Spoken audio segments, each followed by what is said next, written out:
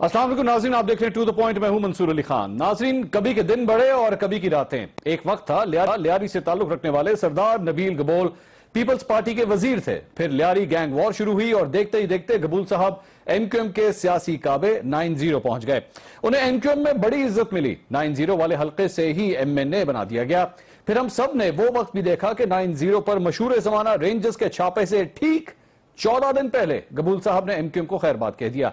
कई माह तक गबूल साहब खुद फरमाते रहे कि पीटीआई से बात चल रही है। खुद पीटीआई के लीडर गबूल साहब का सियासी डीएनए टेस्ट करवाते पाए गए।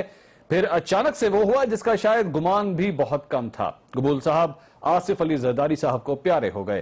पीपल्स पार्टी में री एंट्री ही नहीं मारी बल्कि क़यादत पर भरपूर एतमाद का इजहार भी किया कि हम इसे इशारा समझे कि अगली बारी फिर जरदारी। क्या कहीं किसी खुफिया कुव्वत ने पीपल्स पार्टी का हाथ थाम लिया है? क्या नून लीग का एग्जिट प्लान पीटीआई नहीं पाकिस्तान पीपल्स पार्टी है? इन सब सवालों का जवाब लेंगे सरदार नबील गबोल से, जो कि इस वक्त हमारे साथ मौजूद है। गबूल साहब, थैंक यू वेरी मच, बहुत शुक्रिया आपने आज के प्रोग्राम के लिए हमारे लिए वक्त निकाला। गबूल साहब, पाकिस्तान पीपल्स पार्टी का ऑप्शन ये किस तरह हो गया, कब हो गया, कुछ बताएंगे? मंसूर, आपको याद होगा कि काफ़ी दिनों से, बल्कि 2 साल से, जब से मैंने असेंबली से रिज़ाइन किया था और एमक्यूएम से रिज़ाइन किया था, तो लोग मुझसे हमेशा एक ही सवाल पूछते थे। इतनी दफ़ा तो शायद मीरा से नहीं पूछा होगा कि तुम्हारी शादी कब होगी, जितना मुझसे पूछते थे कि आप कौन सी पार्टी में शामिल होगे। तो मैंने हमेशा यही कहा कि मैं ज़ाहिर है किसी पार्टी में जाऊँगा। मेरी बातचीत चल रही थी पीटीआई पीपल्स पार्टी दोनों से, लेकिन अल्टीमेटली आखिरी में जो है मैंने फैसला किया कि मैं अपने घर वापस जाऊं और इसलिए मैं पीपल्स पार्टी में दोबारा चला गया। और उसकी वजह सबसे बड़ी यही है कि लियारी, चूंकि मैं 3 महीने से लियारी में मैं प्रोग्राम्स कर रहा हूं, कॉर्नर मीटिंग्स कर रहा हूं, लियारी में डोर टू डोर जा रहा हूं, मैंने देखा कि लियारी में आज भी लोगों के दिल धड़कते हैं। तो वो उनके पास एक ही नारा है, जिए भुट्टो का नारा। तो इसलिए मैंने ये फैसला किया, मुझे आसानी हुई और मैं फैसला करने में आसानी हुई और मैं फिर पीपल्स पार्टी में चला गया। अच्छा, बात इसमें ये दोनों चीजों में एक बड़ा डिफरेंस है। क्या पाकिस्तान पीपल्स पार्टी आपको बुलाया या आप उनके दर पे गए कि मैं पार्टी में वापस आना चाहता हूं? दोनों चीजों में फर्क है। नहीं, देखें, बातचीत हम दोनों की तरफ से चल रही थी। पीपल्स पार्टी के बहुत ही सीनियर मरकजी लीडर, साबिक वजीर आजम यूसुफ रजा गिलानी, राजा परवेज अशरफ, उस लेवल पे बात हो रही थी। उन सबकी ख्वाहिश थी कि मैं पाकिस्तान पीपल्स पार्टी में जाऊं। और मैंने आपके शो में, मुझे याद नहीं, लेकिन किसी एक शो में मैंने ये कहा था कि जब भी मुझे बिलावल हाउस से कॉल आएगी तो मैं उनको ना नहीं कर सकूंगा और मैं पीपल्स पार्टी ज्वाइन करूं। और मेरी अपनी ख्वाहिश भी थी, ये नहीं कि मैं आपको बड़ी बात करूं इधर के, नहीं जी, मेरी ख्वाहिश नहीं थी और उनकी ख्वाहिश थी, मेरी भी ख्वाहिश थी, मेरे लियारी की आवाम की ख्वाहिश थी, और इसलिए मैं पीपल्स पार्टी में गया हूं। तो गबोल साहब, इस सारी री एंट्री के ऊपर आपको पैकेज में मिला क्या है? आपको क्या ओहदा मिला है? क्योंकि ओहदा तो अब जो सदारत है कराची की, वो तो डॉक्टर आसिम के पास है, यानी आप टेक्निकली डॉक्टर आसिम के नीचे काम करेंगे। ये तो आपने वर्ड जो है ना बड़ा ऑकवर्ड यूज किया है कि डॉक्टर आसिम के नीचे काम करूंगा। मैं सिर्फ अल्लाह के नीचे काम करता हूं और अल्लाह के हुक्म से जो है मैं समझता हूं कि पाकिस्तान पीपल्स पार्टी की ऑर्गेनाइजेशन बड़ी अच्छी बन रही है और ख़ुद चेयरमैन बिलावल इंटरेस्ट ले रहे हैं और वो हर ज़िले में नई जो है ब्लड लेकर आ रहे हैं, नए लोग लेकर आ रहे हैं, यंगस्टर्स को लेकर आ रहे हैं। और मैं अनकंडीशनली मैंने ज्वाइन किया, मेरी कोई डिमांड नहीं थी। नहीं, लेकिन आप ये मानेंगे ना कि डॉक्टर आसिम जो है वो आपकी पार्टी के कराची के सदर हैं और आपको कबूल हैं? बिल्कुल कबूल है, कराची के सदर हैं। और डॉक्टर आसिम, मैं समझता हूं कि जहां पर जितने मैं नाम यानी किस किस का लूं कि कंवर नवीद जो एमएनए है मुस्लिम लीग, इसके एमक्यूएम के NA 246 से आए, उनको बेल मिल गया, कादिर पटेल को बेल मिल गया। उसके अलावा आप देखें कि शाहजहान बलोच जो एमएनए है उनको बेल मिल गया, सबको बेल मिल गया। लेकिन एक गरीब जो है डॉक्टर आसिम अभी तक फंसा हुआ है। तो बिल्कुल वो प्रेसिडेंट। अच्छा, वैसे आपने एक गरीब की बात की, को बाहर नहीं आना, हाँ। अच्छा, आपने एक गरीब की बात की। एक और गरीब हैं जो पाकिस्तान पीपल्स पार्टी से ताल्लुक रखते थे भी, हैं भी, बल्कि वो तो कहीं भी नहीं गए, वो अभी भी पार्टी के अंदर ही मौजूद हैं। उनके हवाले से आपने अपने एक इंटरव्यू में क्या कहा था? शर्जील मेमन साहब, उनके बारे में आपने क्या कहा था? आइए जरा पहले आपको वो सुनाते हैं। शर्जील मेमन करप्ट है ना, ये करप्शन में इन्वॉल्व है या कुछ? करप्शन का बेताज बादशाह है वो, उसके पास महकमे ऐसे हैं कि वो जो है मेरे ख्याल में पीली टैक्सी में जो घूमता था डाइवू में, आज उसके पास ऐसी सी गाड़ियां, दुबई में इसकी होटल, उसके बंगले क्या लोगों को नजर नहीं आ रहे हैं? सबको पता है, इंटेलिजेंस एजेंसीज को भी पता है। जी सरदार कबूल साहब, पाकिस्तान पीपल्स पार्टी में करप्शन के बादशाह के नाम से आपने उनको पुकारा, शर्जील मेमन साहब को। कौन है शर्जील मेमन साहब? अब शर्जील मेमन मुल्क में नहीं है, और जब वो वापस आएगा कोर्ट का सामना करेगा, और उसको कोर्ट का सामना करना चाहिए जिस तरह दूसरों ने किया। कादिर पटेल भी बाहर थे, वो वापस आए, उन्होंने कोर्ट का सामना किया। डॉक्टर आसिम भी कोर्ट का सामना कर रहे हैं, और मैं समझता हूँ शर्जील मेमन को भी वापस आना चाहिए और कोर्ट का सामना करना चाहिए। नहीं, ये तो अच्छी बातें होगी ना, सामना करना चाहिए। मैं आपसे ये तो नहीं पूछ रहा हूं उनको क्या करना चाहिए, लेकिन आपने हमें इंफॉर्मेशन दी थी मीडिया के जरिए कि वो करप्शन के बादशाह हैं, तो क्या अभी भी आपकी नजर में वो करप्शन के बादशाह हैं? नैब का केस किसने बनाया? उसके मैंने तो नहीं बनाया, उसके ऊपर नैब के केस हैं, कोर्ट में उसका केस चल रहा है, और जिसका केस कोर्ट में चल रहा है वो आके अपना वो कोर्ट में पेश करेंगे, तो कोर्ट फैसला करेगा ना कि वो करप्शन जो चार्जेस उसके ऊपर लगाए हैं, मैंने लगाए या किसी ने भी लगाए हैं, वो सच्चे हैं या नहीं है, वो तो कोर्ट फैसला करेगा। मैं कौन हूं तो फैसला करने वाला? तो फिर आपने उस वक्त उनके बारे में ये स्टेटमेंट क्यों दी थी? जाहिर बात है, क्योंकि आप उस वक्त पाकिस्तान पीपल्स पार्टी के एक साबिक रुकन थे, तो आपकी कही हुई बात की एक वैल्यू थी। अगर आपने उनको करप्शन का सरदार कह दिया, या आपने कहा कि वो बड़े करप्ट आदमी हैं, तो इसकी तो बड़ी वैल्यू है। हो सकता है कल को बल्कि नैब आपको ही बुला ले कि जनाब आइए आके गवाही दें इनके खिलाफ। देखिए, नैब जब मुझे बुलाएगी मैं चला जाऊंगा, और मुझे अगर कहेगी कि गवाही दे तो मैं गवाही दूंगा। लेकिन बात यह है कि मैं मीडिया में आकर अगर आपके सामने ये बात बताऊं कि शर्जील मेमन, जो कि मैं पाकिस्तान पीपल्स पार्टी का हिस्सा हूं, वो पाकिस्तान पीपल्स पार्टी के मेंबर हैं और मुल्क से बाहर हैं, उनके ऊपर केसेस हैं, उनके ऊपर नैब का केस है, मैंने सिंपली आपको ये जवाब दी कि वो आए और वो कोर्ट का सामना करें, और अगर उसके ऊपर ये चार्जेस जो है सियासी तौर पर लगाए गए हैं तो वो उससे बरी हो जाएंगे। तो इस सवाल का जवाब जो मैं आपको कह रहा हूं कि जैसे मैं ट्रेंड हूं सियासत के अंदर, इसी तरह आप भी अपनी सहाफत में बड़े ट्रेंड है। मैं आपको बहुत पुराना जानता हूं, और आपने भी बहुत सारी ऐसी बातें की हैं जिससे बाद में आप फिर आप कहेंगे कि जाती बातें हैं, लेकिन वो जाती बातें मैं आपके बारे में नहीं बताऊंगा मीडिया को। तो जो गुजरी हुई बातें हैं वो हो गई हैं, अब आगे की सोचना चाहिए। अब आप ये सोचे, ये मुझसे पूछिए आगे आप क्या करने जा रहे हैं। अच्छा, लेकिन उससे पहले एक बात बहुत जरूरी है, क्योंकि आप अपने एक एक करके ये जितने आपने बयानात दिए हैं जरा उनको क्लियर करते जाएं तो मेरे ख्याल में ज्यादा बेहतर है। लियारी के अवाम हो, कराची के अवाम हो, पाकिस्तान पीपल्स पार्टी के फैन हो, उनके सामने आपकी पोजीशन क्लियर हो जाएगी। सिर्फ एक और बयान था आपसे मैंने इंटरव्यू किया था, आपसे मैंने इंटरव्यू किया था। नहीं, बिल्कुल नहीं, ऐसी तो कोई बात नहीं। आप तो अपने वोटर के सामने खड़े हैं, अपने वोटर को जवाब दे रहे हैं। ये आपने वजीर आला सिंध, मास्टर हो क्या मेरे? वजीर आला सिंध मुराद अली शाह, वजीर आला सिंध अली शाह जब नए आए थे, मनसब संभाला था, कैम अली शाह साहब का ओहदा खत्म हुआ था, उस वक्त मैंने आपसे उनके हवाले से एक सवाल किया था, आपने क्या जवाब दिया था, सुनिएगा जरा। ये जो नए वजीर आला साहब आए हैं, ये किस हद तक तब्दीली लाएंगे? क्योंकि कुछ तजियाकारों का कहना है कि एक शाह साहब चले गए, दूसरे शाह साहब आ गए, हुक्म दुबई से ही आएगा, कोई फर्क नहीं पड़ता। ये सिर्फ चेहरों की तब्दीली है, होगा वही जो पहले हो रहा था, कोई फर्क नहीं पड़ेगा। एस्टैब्लिशमेंट से टकराव के लिए जो है चीफ मिनिस्टर को चेंज किया, एस्टैब्लिशमेंट से टकराव के लिए चीफ मिनिस्टर को चेंज किया गया। कबूल साहब, क्या पाकिस्तान पीपल्स पार्टी और सिंध की हुकूमत अभी भी एस्टैब्लिशमेंट से टकराव की पॉलिसी पे अमल पैरा है? मैं समझता हूं कि आपने देखा होगा पिछले 3 दिन में जिस तरीके से पाकिस्तान पीपल्स पार्टी में लोगों की शमूलियत हो रही है और इलेक्टेबल लोगों की शमूलियत हो रही है, उसके बाद से आप अंदाजा लगाएं कि सबसे पहले मैंने शमूलियत की सिंध में, और उसके बाद जो है इरफानुल्लाह मरवत ने की, पीटीआई सिंध के सदर नादिर लगारी ने की, और आज जो है खालिद लुंड जो साबिक स्टेट मिनिस्टर है उन्होंने शमूलियत इख्तियार की है। तो जो इलेक्टेबल होता है ना वो बड़ा सोच समझ के कदम उठाता है, उसको पता है कि देखिए एस्टैब्लिशमेंट से टकराव जो करने वाली जमात है वो एस्टैब्लिशमेंट से टकराव नहीं करती है, वो मुल्क से टकराव करती है। और वो जमातें जो आज बैंड है, जिन्होंने पाकिस्तान एंटी पाकिस्तान स्टेटमेंट्स दिए हैं, उसको मैं जरूर कहूंगा कि एस्टेब्लिशमेंट से टकराओ। लेकिन जो मैं कहना चाह रहा था मुराद अली शाह के हवाले से, वो ये हरगिज मतलब नहीं था कि वो एस्टेब्लिशमेंट का मतलब ये नहीं ना ले कि किसी फौजी इदारे से या किसी इंटेलिजेंस एजेंसी से टकराव के लिए लाना चाह रहे थे।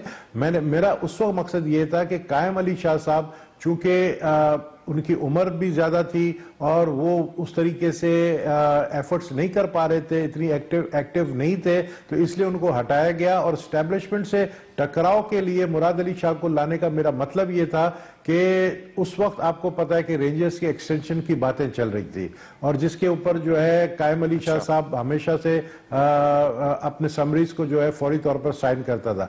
लेकिन अगेन मैं कहूंगा मुराद अली शाह, मैंने आपके ही शो में कहा, वो आप नहीं चलाएंगे कभी भी, क्योंकि जाहिर है आप लोगों की दुकान चलती है, जो क्रिटिक्स होता है या जो रेंजर्स के बारे में, जिससे मतलब आप रेंजर्स के बारे में मैं आपको बता रहा हूं, मैं आपको रेंजर्स के बारे में कि आपने मेरे शो में क्या कहा था, आपने रेंजर्स के बारे में शो में क्या कहा था, आप ये चाहते हैं मैं चलाऊं, आपकी ख्वाहिश है, आप ये कह रहे हैं, आइए सुनिए आपने रेंजर्स के बारे में क्या कहा था, सुनिएगा जरा। रेंजर्स को कहा जाता है कि सिर्फ कराची में कार्रवाई करें और अंदरून सिंध ना जाए, तो जितने खजाने लूटे हुए खजाने तो अंदरून सिंध में पड़े हुए हैं, तो उनको अगर, और जितने करप्ट अनासर है अंदरून सिंध में छुपे हुए हैं, असल खजाने तो वहां पे रेंजर्स को वहां कार्रवाई करनी चाहिए। अभी भी गबोल साहब यही समझते हैं कि सिंध रेंजर्स को अंदरून सिंध में कार्रवाई करनी चाहिए। मैं आज भी यही समझता हूं, मैं बिल्कुल आज भी समझता हूं कि देखें रेंजर्स को अगर इख्तियारात हैं कराची के लिए, और कराची से अगर कोई डाकू या करप्ट अनासर जो है यहां से डकैतियां करके अंदरून सिंध छुप कर भागते हैं, आप देखें कि कितना बड़ा सानिया हुआ सेवन का,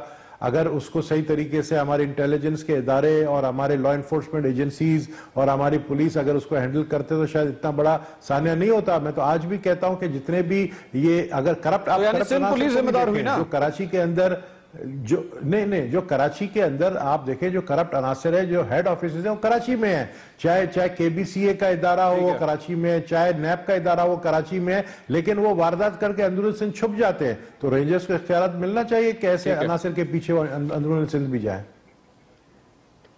अच्छा, आपने पाकिस्तान पीपल्स पार्टी से इस मामले पे तो गुफ्तगू की होगी, जाहिर बात है कि किस किस्म का एहतसाब होना चाहिए, कौन सा शख्स करप्ट है, ये सारी तो बातचीत होगी। लेकिन आपने अपने ही एक इंटरव्यू में एक बार पाकिस्तान पीपल्स पार्टी के ऊपर इलेक्शन रिगिंग का खुद इल्जाम लगाया था लियारी के में। आपने इस सिलसिले में क्या कहा था, सुनिएगा जरा। पीटीआई वहां से जीती जिसके कैंडिडेट भी नहीं थे, एमएनए की सीट की बात कर रहा हूं, और एक एमपीएस सीट की बात कर रहा हूं, पीएस 108 की, वहां से पीटीआई जीती थी। तब जाकर फिर इन्होंने जो उजैर गैंग थे सब ने मिलकर एक मीटिंग की कि ये तो हमारे लिए बड़ा मुसीबत हो जाएगा, आप बैठो ठप्पे लगा। 2013 में यही हुआ। उसके बाद फिर 5 बजे से लेकर रात के 12 बजे तक इन्होंने ठप्पे मारे हैं, जो गैंग वॉर्स के लोग हैं उन्होंने ठप्पे मार के अपने कैंडिडेट्स को जिताया है। और जिस पीटीआई का कैंडिडेट था ही नहीं, मतलब कैंडिडेट वो था जिसको कोई जानता नहीं है, यानी अभी तक मैंने पीटीआई के उस कैंडिडेट को देखा ही नहीं, उसकी शक्ल, उसे नॉमिनेशन पेपर भर के वो चला गया और उसको 27,000 वोट मिले थे और पीपल्स पार्टी हार गई थी एमएनए की सीट और सूबा असेंबली की सीट, और बाद में इन्होंने बैठ के ठप्पे मार के अपने कैंडिडेट्स को जिताया। पाकिस्तान पीपल्स पार्टी ने ठप्पे लगा के अपने कैंडिडेट को जिताया। पाकिस्तान तहरीक इंसाफ का कैंडिडेट वहां से जीत रहा था। गबूल साहब आज भी अपनी बात पे कायम है?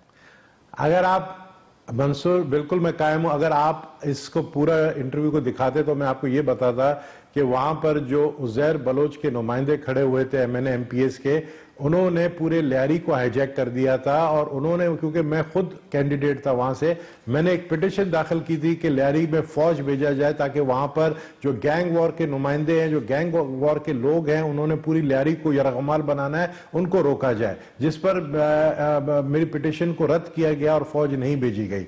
तो ये जो बात मैंने, देखे जो बात मैंने कही है, मैं कोई फिरने वाला तो नहीं हूं। मैं मकसद ये कि मेरे इख्तलाफात अगर पीपल्स पार्टी के साथ थे अपनी जगह, मुझे गबोल साहब मुझे ये बता रहे हैं, मिर्जा ने, ये बता रहे हैं कि लियारी के इलाके में मिनिस्टर ने, आप सुने ना, जुल्फिकार मिर्जा ने उस पूरे लियारी को क्रिमिनलाइज किया था। जुल्फिकार मिर्जा ने पूरे लियारी को क्रिमिनलाइज किया था। गैंग वॉर के जो उम्मीदवार हैं उनको सपोर्ट किया था। जुल्फिकार मिर्जा ने पीपल्स अमन कमेटी बनाई थी, उजैर बलोच को जो है पूरे पावर दिए थे। को फायदा पहुंचाने के लिए। मैं तो यही कहूंगा, पाकिस्तान गबोल साहब ये भी तो माने ना कि पाकिस्तान पीपल्स पार्टी को फायदा पहुंचाने के लिए ये जुमला क्यों निकाल देते हैं? जुल्फिकार मिर्जा ने जो कुछ किया, मैं कहता हूं गलत किया, साथ ये भी तो ऐड करें कि उसका अल्टीमेट फायदा पाकिस्तान पीपल्स पार्टी को हुआ। जुल्फिकार मिर्जा ने पीपल्स पार्टी को जब छोड़ा, पीपल्स पार्टी के छोड़ने के बाद भी जुल्फिकार मिर्जा ने इन्हीं गैंग वॉर के लोगों के साथ जेल में राब्ते किए कि मेरे लिए काम करो। तो वो तो उसका देखे ना, वो तो अपना एक उसका एक तरीका है कि वो बचपन से उसको शौक था कि वो गुंडे पाले, उसको गुंडे पालने का शौक था, तो उसने लियारी में गुंडे पाले और उन्होंने जो है जाहिर उनसे काम लिए जुल्फिकार मिर्जा ने।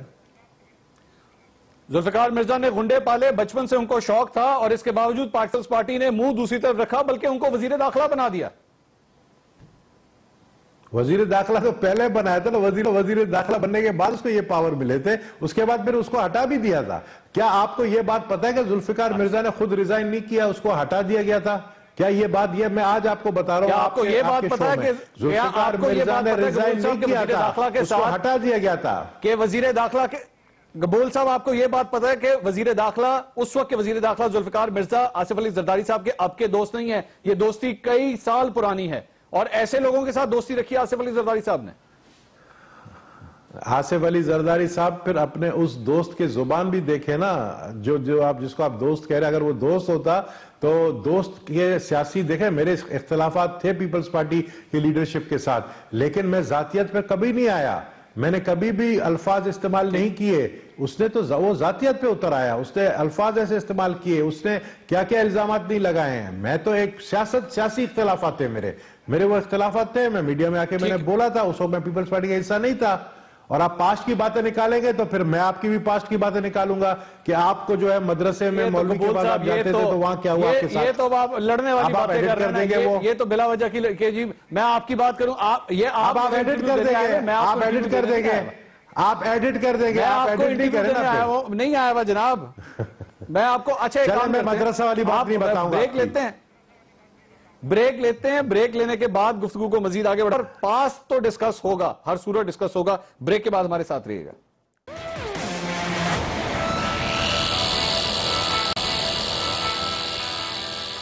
नाज़रीन welcome back after the break. Sardar Nabeel Gabol sahab हमारे साथ मौजूद हैं, जिन्होंने पाकिस्तान पीपल्स पार्टी को एक बार फिर रीजॉइन कर लिया है। कुछ टफ सवालात के जवाबात वो दे रहे हैं, आप मुतमईन हुए या नहीं ये फैसला तो आखिरकार आपने करना है। मेरा काम सिर्फ चंद सवालात उनके सामने रखना है।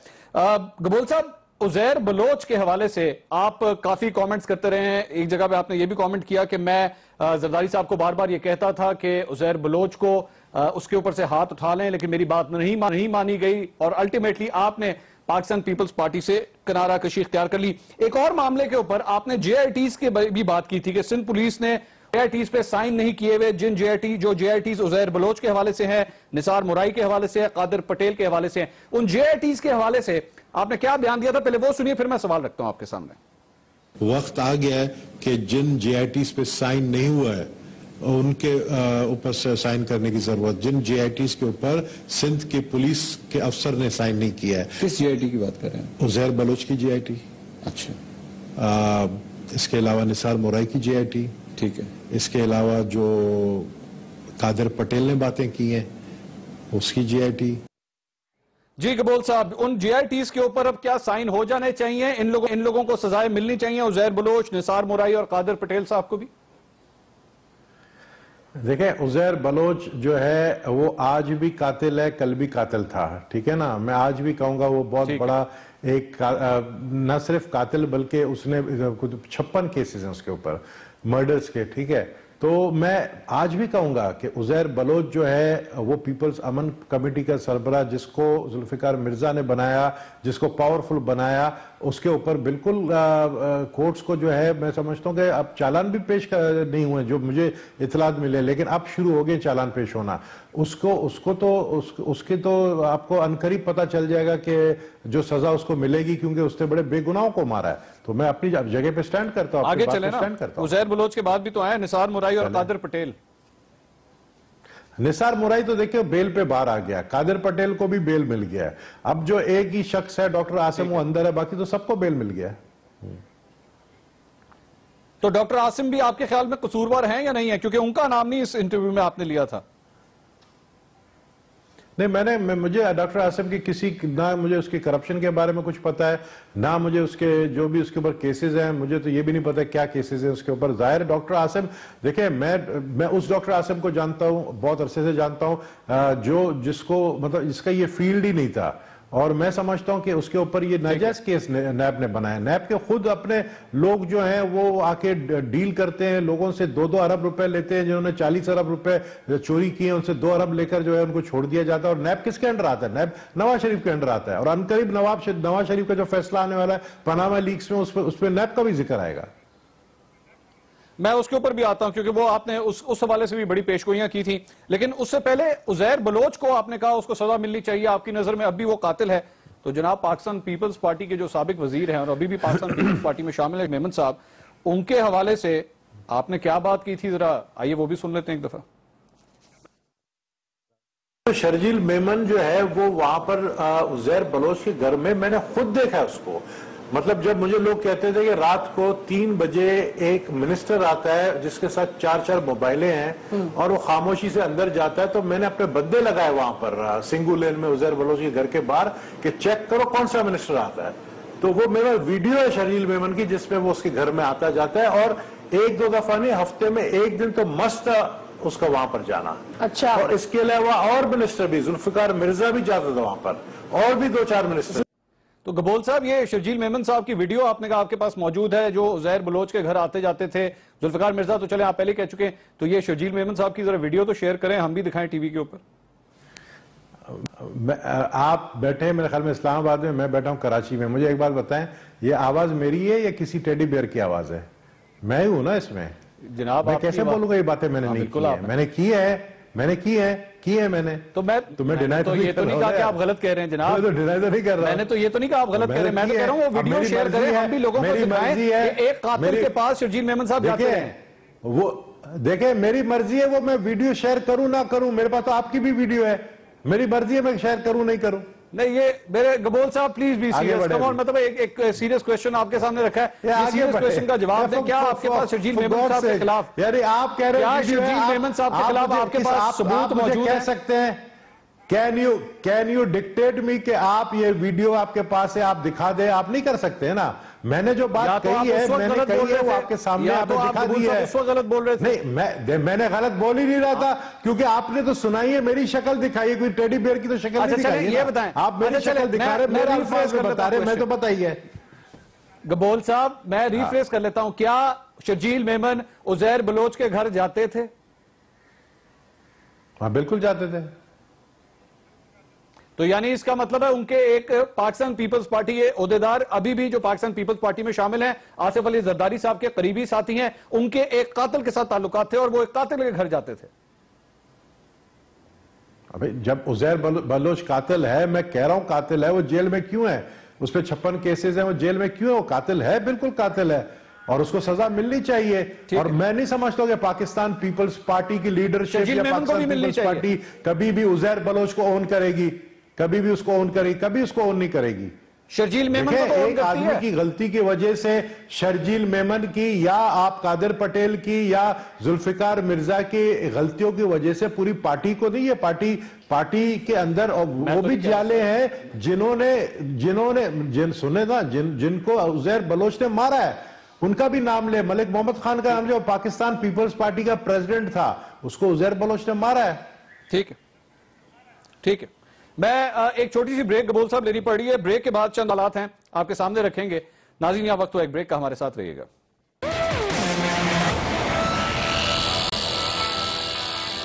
नाज़रीन, welcome back after the break. Sardar Nabeel Gabol sahab हमारे साथ मौजूद हैं, पाकिस्तान पीपल्स पार्टी में री एंट्री। चंद सवालात उनके सामने रखे हैं, कईयों के जवाब दिए हैं, कई मजीद सवालात उनके सामने रखते हैं। गबोल साहब, ये आयान अली कौन है?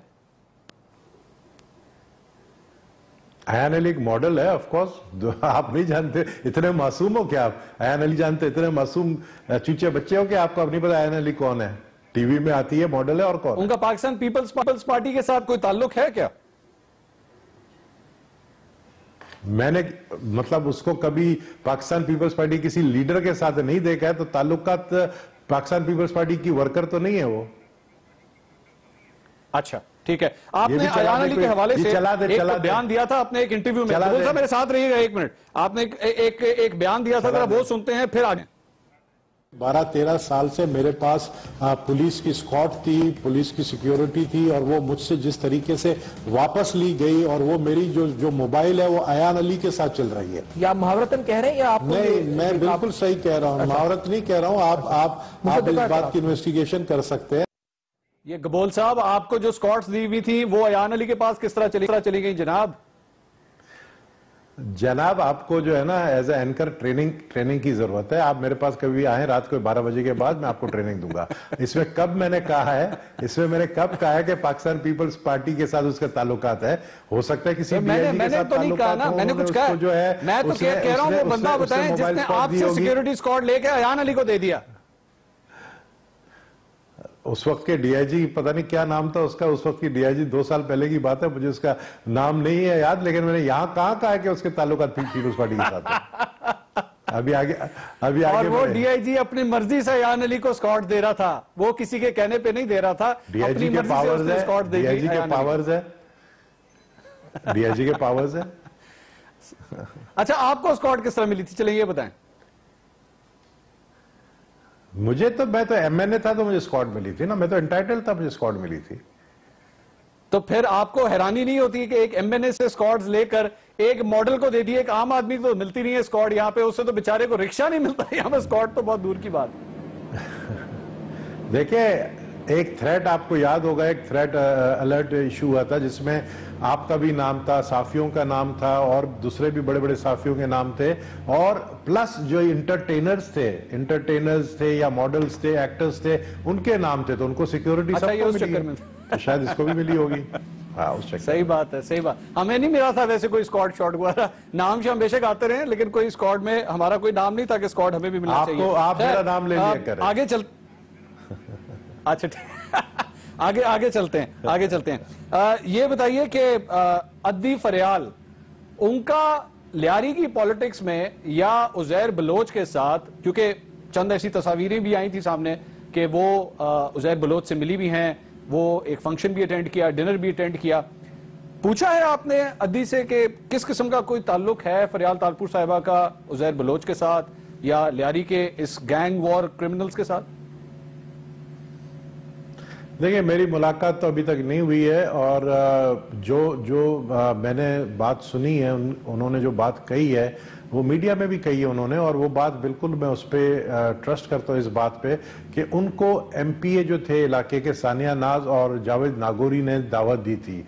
अब वो दावत जो है उस उजैर बलोच के घर पे नहीं, बल्कि एक बड़ा सा ग्राउंड है वहां पर रखा गया था, और वहां पर उजैर बलोच भी मौजूद था, जिसकी वीडियोज और तस्वीरें बाद में शायद। अच्छा, एक काम करते हैं, मैं ये काम करते हैं। हाँ, मैं ये नहीं कहूंगा। हाँ, आप ये नहीं करें। अच्छा, क्योंकि जो एक बयान सामने आया उजैर बलोच की फैमिली की जानिब से, जब उनसे एक सवाल किया गया कि फरियाल तालपुर साहिबा का और उजैर बलोच का आपस में कितना गहरा ताल्लुक है, क्या सिर्फ एक ग्राउंड में डिनर पे ही मुलाकात हुई थी या इससे ज्यादा भी कोई मुलाकात हुई है, उनकी फैमिली ने एक इंटरव्यू में क्या जवाब, जरा सुनिएगा। तो अद्दी फरियाल कह रही है कि मैंने कुरान पाक के जरिए उजैर बलोच को मतलब मैं मिली हूँ ना, तो मैं कह रही हूँ उस कुरान पाक पर हाथ रख के कहे कि मैं उजैर बलोच को नहीं जानती। सानिया नाज तो हमारे घर में नौकरों की तरह रहती थी, हमारे छोटे बच्चे, मेरे छोटे बहनों भाइयों को पालती थी, अपने मेरे पापा के दिल में अपनी जगह बनाना चाहती थी। जब उसने अपनी जगह बना ली तो हमें सलाम का जवाब नहीं दे रही। सानिया नाज की तो इतनी हैसियत नहीं, जावेद नागौरी की इतनी हैसियत है कि वो उजैर बलोच अपनी किसी को खाना खिला सके। वो मेरे पापा का ही दावत था, जो शर्मिला फारूकी, शैला रजा साहिबा, वो आपके पापा की तरफ से हुआ? जहाँ वो मेरे पापा की तरफ से ही आए थे।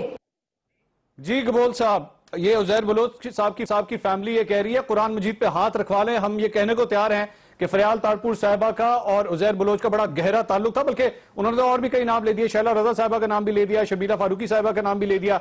अभी थोड़ी देर पहले आप उन्हें कातिल कह के हटे हैं, कातिल की फैमिली के साथ इतने गहरे मरासिल। मेरी जान, ये सवाल आप उनसे करें जिन्होंने कहा, मैंने तो नहीं कहा है ना ये बात, आप मुझसे ये सवाल क्यों कर रहे हैं? तो जनाब आप पाकिस्तान पीपल्स पार्टी में आप गए हैं, मैं नहीं किया जनाब। आपको ये भी बता दूं, गबोल साहब आप गए पीपल्स पार्टी में, बगैर चेक किए पीपल्स पार्टी में वापस चले गए। मेरे भाई वे सुने तो जो ये इंटरव्यू आपको पता है जो उजैर बलोच की बीवी बनकर जिन्होंने इंटरव्यू दिया है वो असल में उजैर बलोच की बीवी थी नहीं, वो उसकी साली थी जो इंटरव्यू दे रही थी, जो कि बुरखे में थी। मैंने फैमिली तो कहा है, ये देखे ना, फैमिली कहा है, उजैर बलोच की फैमिली बैठी हुई थी। आप फैमिली तो उस वक्त मशहूर फरियाल तारपुर साहिबा की तस्वीर है उनके पास उजैर बलोच के घर के अंदर। फरियाल तारपुर साहिबा की तस्वीर भी है उनके पास उजैर बलोच के घर के अंदर। मैंने फरियाल तारपुर साहिबा पे मैंने तो इल्जाम नहीं लगाया। अब ये जो उजैर बलोच की फैमिली इल्जाम लगा रही है, ये तो आप उनसे पूछे ना। जहां तक मुझे पता है, जो वीडियो बाहर आई है जिसमें ये जो डिनर था उजैर बलोच की, वो मैंने आपको बताया कि उन्होंने उनके एमपीएस ने दावत दी थी, उस दावत में गई थी वो, जिसमें सीएम भी था। ठीक है, चलें, ठीक है। गबूल साहब एक छोटा सा ब्रेक पड़ा है, ब्रेक लेना बड़ा जरूरी होता है, ब्रेक ले लें। ब्रेक के बाद चंद मजीद सवाल आपके सामने रखते हैं, हमारे साथ रहिएगा।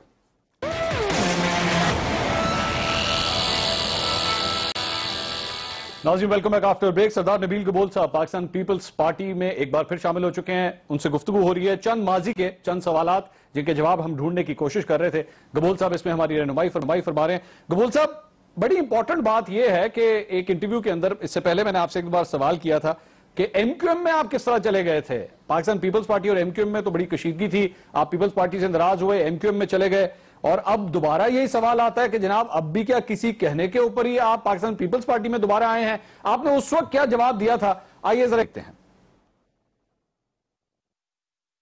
वक्त आ गया है कि जिन JITs पे साइन नहीं हुआ है उनके ऊपर से साइन करने की जरूरत। एमक्यूएम रॉ के एजेंट है, ठीक है, मैं ओपनली कह रहा हूं रॉ फंडेड है। मैं ओपनली कह रहा हूं मोहम्मद अनवर ने अल्ताफ हुसैन की मीटिंग कराई डायरेक्टर रॉ के साथ। मैं ओपनली कह रहा हूं कि जो फंड्स हैं वो अल्ताफ हुसैन को जो मिलते थे इंडिया से मिलते थे। मैं तो ओपनली कह रहा हूं, मैं तो डरता ही नहीं हूं, मैं तो कराची में रहकर उनको बोल रहा हूं। जब आप एमक्यूएम में जा रहे थे तो शायद आपको भी नहीं पता यार, एमक्यूएम में मैं वो पहलवान था जिसके हाथ बांध कर फेंक दिया था कि अब लड़ो, ठीक है ना। हाथ किसने देखो ना, मुशर्रफ ने कभी बताया था कि मुझे दिक्का किसने दिया था? मुशर्रफ साहब एक बात कहते थे ना कि 99 का कू मैंने नहीं किया, मैं तो हवा में था, मुझे दिक्का दिया। उतरे तो पता लगा कि उन्होंने कभी बताया कि दिक्का किसने दिया? नहीं। मैं क्यों बताऊं? अच्छा, तो आप लेकिन ये तो आप मानते हैं कि मुझे दिक्का दिया था। अच्छा, जिन्होंने उनको धक्का दिया था उन्होंने तो आपको धक्का नहीं दिया?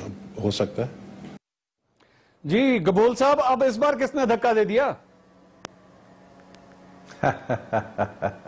यार आप लोग जो है ना, मैं एक सिर्फ बात आपको बताऊं कि आप सिर्फ चंद महीने और वेट करें, आपको मैं ये भी बता दूंगा कि किसी ने दिक्का दिया है या मैं अपनी मर्जी से गया हूं। दिक्का मुझे कौन देगा? मुझे एक चीज बताए, इतना मेरा वजन देखा है, मेरे वजन के लिए क्रेन मंगाना पड़ेगा आपको उठा के एक जगह से दूसरी जगह पे रखने के लिए। मुझे कौन दिक्का देगा? मैं अपनी मर्जी से गया हूं, अपने दिल से गया हूं। आज चारों तरफ शहीद बेनजीर भुट्टो की फोटो है, मेरे हाथ बांध के धक्का दे दिया गया। हंसी आती है मुझे आप लोग। अच्छा, चले, आप लोग अपना दुकान चमकाने के लिए कुछ भी बोल सकते हो। अच्छा गबूल साहब, मैं आगे चलते हैं। मुझे ये बताइए कि आपने एक प्रेडिक्शन की थी 2018 के इंतखाबात के हवाले से कि एमक्यूएम पाकिस्तान हो या मुस्तफा कमाल साहब की पार्टी हो, पाकिस्तान पीपल्स पार्टी हो, वो कितनी सीटें लेंगी? उस वक्त आपने प्रेडिक्शन क्या की थी? आइए जरा वो देखते हैं। 2018 में जो है फारूक सत्तार की जो एमक्यूएम है पाकिस्तान, वो तकरीबन 7 सीटें ले जाएगी, और मुस्तफा कमाल की जो है मैं ये कौमी असेंबली की सीटें बता रहा हूँ, ये तकरीबन कोई 2 से 3 सीटें ले जाएंगी, और इसी तरीके से 2 से 3 सीटें पाकिस्तान पीपल्स पार्टी लेकर जाएगी, और बाकी सीटें जो है वो पीटीआई लेकर जाएगी। गबोल साहब, इसके मुताबिक ये जो आपने अभी फरमाया था जी, फारूक सत्तार साहब की एमक्यूएम 6 से 7, मुस्तफा कमाल साहब और पीपल्स पार्टी 2 से 3, बाकी सारी पीटीआई, इसके मुताबिक तो पीटीआई मेजॉरिटी लेके जा रही थी कराची से। ये अभी भी प्रेडिक्शन उसी तरह कायम है? आपने देखा स्टार्ट में मैंने अल्फाज क्या इस्तेमाल की कि अगर मैंने पीपल्स पार्टी अगर मैंने पीटीआई ज्वाइन की तो, और अब मैंने पीटीआई ज्वाइन नहीं की, मैंने पीपल्स पार्टी ज्वाइन की, इसलिए पीपल्स पार्टी की सीटें बढ़ जाएगी। तो अब आप पीपल्स पार्टी में आ गए तो पीपल्स पार्टी की बात। अच्छा चले, ये आखिरी मैं क्वेश्चन की तरफ आता हूं। ये पैनामा के हवाले से जरदारी साहब ने काफी कहा था कि हम लॉन्ग मार्च करेंगे, एहतजाज करेंगे, सब ठंडा पड़ गया, क्योंकि मुझे याद है आप भी पैनामा के हवाले से बड़े एक्टिव थे। आप तो पीटीआई के धरने तक पहुंच गए थे, बनीगाला तक आ गए थे। तो वो मामला ठंडा हो गया है? पैनामा के हवाले से क्या प्रेडिक्शन है? कोई खबर है इस हवाले से आपके पास? नहीं, मामला ठंडा नहीं हुआ है, मामला कोर्ट में है और कोर्ट का फैसला आपको पता है कि फैसला कर लिया है। जो मैं समझता हूं, एक एज एनालिस्ट में ये बात कर रहा हूं, बीच का फैसला आएगा। बीच का फैसले में जो मुझे लगता है फैसला ये आएगा कि सुप्रीम कोर्ट इस केस को रेफर कर देगी, कमीशन एक बना लेगी और वो कमीशन का काम ये होगा कि जो कागजात दिए गए हैं मनी ट्रेल के हवाले से उसकी इन्वेस्टिगेशन करके जो है फिर एक टाइम फ्रेम देगी कि आप दोबारा से जो है फिर इसको सुप्रीम कोर्ट में पेश किया जाए। जो जिसका मतलब ये है कि एनालिस्ट के तौर पे आप जवाब दे रहे हैं, तो ये आगे भी प्रोग्रामों के अंदर एनालिस्ट, यानी वो मैं एक इंटरव्यू मुझे याद आ गया, आपने कहा मैं सियासी पंडित हूं, तो अभी भी सियासी पंडित ही हैं, पंडित के तौर पे आपसे बात की जा सकती है? अभी तो मैं पाकिस्तान पे आपके, बल्कि आप मेरे नाम के नीचे जरूर पाकिस्तान पीपल्स पार्टी रहनुमा पाकिस्तान पीपल्स पार्टी लिख रहे होंगे। जब भी मैं पहले 2 साल में इंटरव्यू मैंने दिया है, मेरे नाम के नीचे सीनियर सियासतदान लिखा जाता था और पॉलिटिकल पंडित की ऐसे से नहीं। जो मैं समझता हूँ जो मेरे 30 साल तजुर्बा है सियासत के अंदर, मुझे लगता है कि कोई बीच का रास्ता निकलेगा। लेकिन हाँ, ये जरूर मैं कहूंगा कि इस पनामा केस के अंदर नवाज शरीफ की जगह उसके बच्चे जो हैं वो मुतासर जरूर होंगे सियासी तौर पर। नबील गबोल साहब, बहुत शुक्रिया, आपने हमारे लिए वक्त निकाला। नाज़रीन, नबील गबोल साहब मुश्किल सवालात उनके सामने रखे, कुछ के जवाब दे पाए, कुछ को वेल लेफ्ट किया, कुछ के कतई तौर पे कोई जवाब नहीं था उनके पास। फैसला आखिरकार आपने करना है या लियारी के अवाम ने करना है कि नबील गबोल की शक्ल में आया उन्हें एक नया लीडर एक बार फिर मिल गया है या नहीं। प्रोग्राम टू द पॉइंट से अब तक के लिए इतना ही। अल्लाह हाफिज।